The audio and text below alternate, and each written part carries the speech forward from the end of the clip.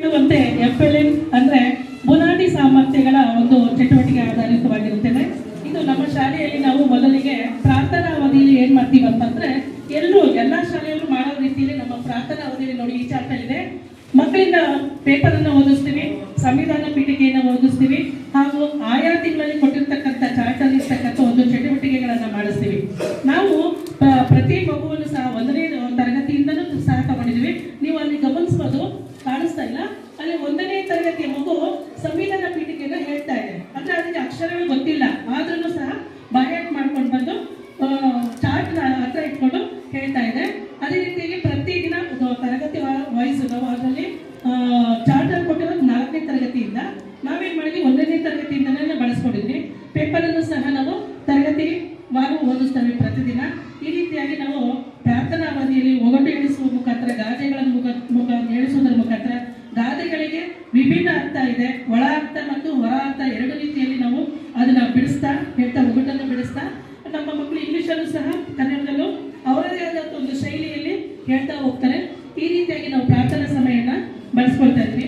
ಇದು FLN ಹೋಗೋದಾದ್ರೆ ಮೊದಲನೇದಾಗಿ ಕನ್ನಡದಲ್ಲಿ ಏನ್ ಮಾಡ್ತಾ ಇದೀವಿ ಅಂದ್ರೆ ನಾವು ಸರಳ ಪದಗಳನ್ನ ಫಸ್ಟ್ ಅಲ್ಲಿ 4ರಿಂದ 7ನೇ ತರಗತಿ ಮಕ್ಕಳು ಬಳಸ್ಕೊಂಡಾಗ ಅವರು ಯಾವುದೋ ಒಂದು ಕಾರ್ಯ ಎತ್ಕೊಳ್ತಾರೆ.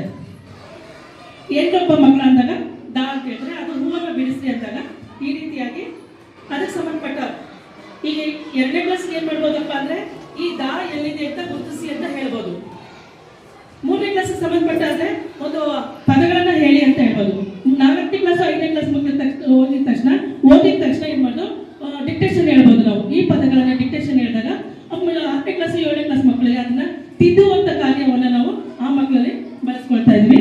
ಇದೇ ರೀತಿಯಾಗಿ ಕೆಲವೊಂದು ಅಕ್ಷರಗಳನ್ನ ಈ ರೀತಿಯಾಗಿ ಒಂದು ಬಾಕ್ಸ್ ಅಲ್ಲಿ ಹಾಕಿಟ್ಟಿದ್ದೀನಿ.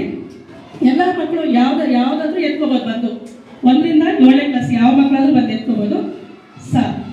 ಅದೇ 2ನೇ ಕ್ಲಾಸ್ 3ನೇ ಕ್ಲಾಸ್ ಮಕ್ಕಳಾದ್ರೆ ಕಾಗುಣಿತ ಅಕ್ಷರಗಳು, ಅದು ಏನ್ ಕೈಗೆ ಬರುತ್ತೆ ಆ ಅಕ್ಷರಗಳನ್ನ ಹೇಳಿಸ್ಬೋದು.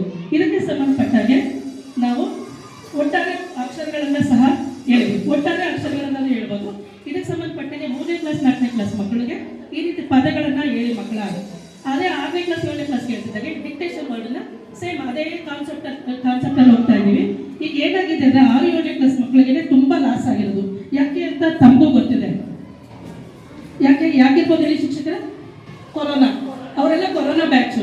ಅದಕ್ಕೋಸ್ಕರ ನಾವೇನ್ ಮಾಡ್ತೀವಿ, ಈ ಕಾಗುಣಿತವನ್ನ ಸಂಬಂಧಪಟ್ಟಂಗೆ ಫಸ್ಟ್ ಒಂದೊಂದು ಅಕ್ಷರಕ್ಕೂ ನಿಮಗೆ ಗೊತ್ತಿದೆ, ನಾವೆಲ್ಲ ಕಲಿಸ್ತಾ ಬಂದಿದ್ದೇವೆ. ಈ ದೀರ್ಘಾಕ್ಷರಗಳಿಗೆ ಸಂಬಂಧಪಟ್ಟ